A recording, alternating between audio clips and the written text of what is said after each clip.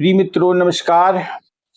आज के सत्संग में बिंदु जी महाराज का एक पद ले रहे हैं जो बड़ा दिव्य है, जिसमें कहा है उन्होंने कि मुझसे अधम अधीन उधारे न जाएंगे, मुझसे अधम अधीन उधारे न जाएंगे, जो आप दीन बंधु पुकारे न जाएंगे, तो आप दीन बंधु पुकारे न जाएंगे। जो बिक चुके हैं और खरीदा है आपने, अब वह गुलाम गैर के द्वारे न जाएंगे। पृथ्वी का भार आप 100 बार उतारा, क्या मेरे पाप भार उतारे न जाएंगे। खामोश हूँगा मैं भी अगर आप ये कह दें, अब तुमसे पात की कभी तारे न जाएंगे। तब तक न चरण आपके संतोष पाएंगे, जग बिंदु से जब तक ये पखारे न जाएंगे। मुझसे अधम अधीन उधारे न जाएंगे, जो आप दीन बंधु पुकारे न जाएंगे।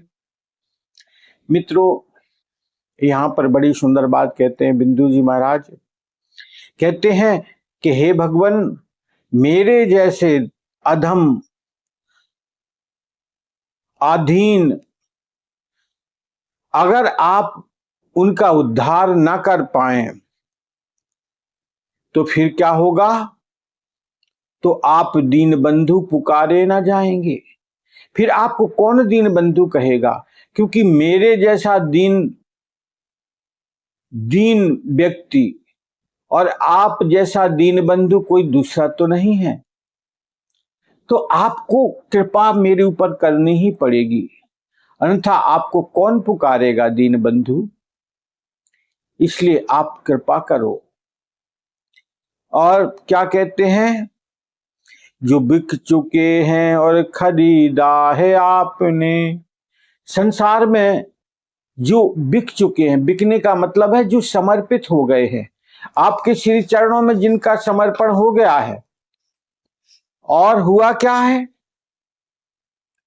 आपने उनको खरीद लिया है अपने प्रेम भाव के कारण। अब वह गुलाम गैर के द्वारे न जाएंगे। और जो आपके हो गए हैं वो फिर दूसरे की शरण कैसे जा सकते हैं? क्योंकि वो आपके हैं। फिर उनको कौन और दूसरा संभालेगा? बड़ा कठिन है। इसलिए संत कहते हैं, पृथ्वी का भार आपने 100 बार उतारा। हे भगवान, आपने इस पृथ्वी के बोझ को, भार को एक बार नहीं कई बार, यहां तो गिनती पक्की करते हैं संत, कहते हैं कि 100 बार आपने पृथ्वी के भार का अवतरण किया है, कम किया है। और क्या मेरे पाप भार उतारे न जाएंगे?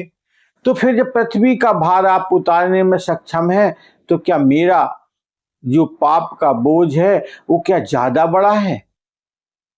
तो उसका कल्याण नहीं कर सकते हो? मेरे हित की बात क्या नहीं हो सकती है भगवान? खामोश हूंगा मैं भी अगर आप ये कह दें।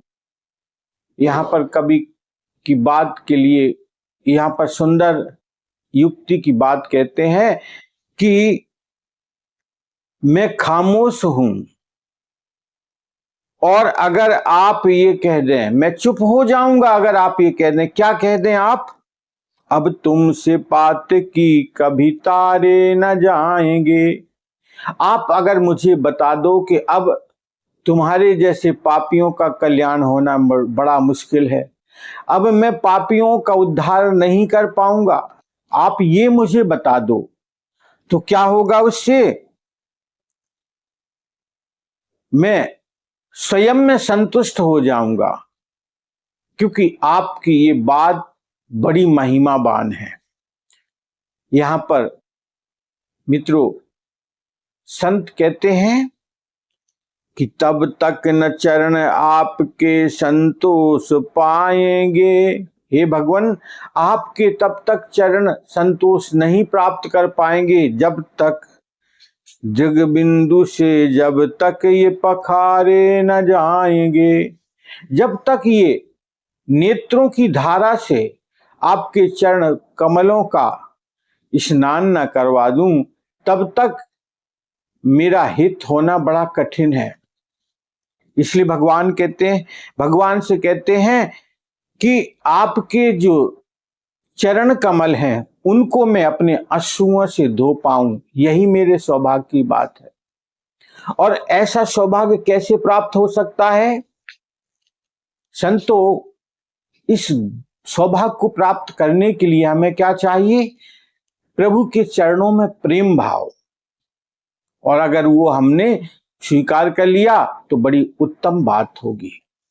हरिओम तत्सत।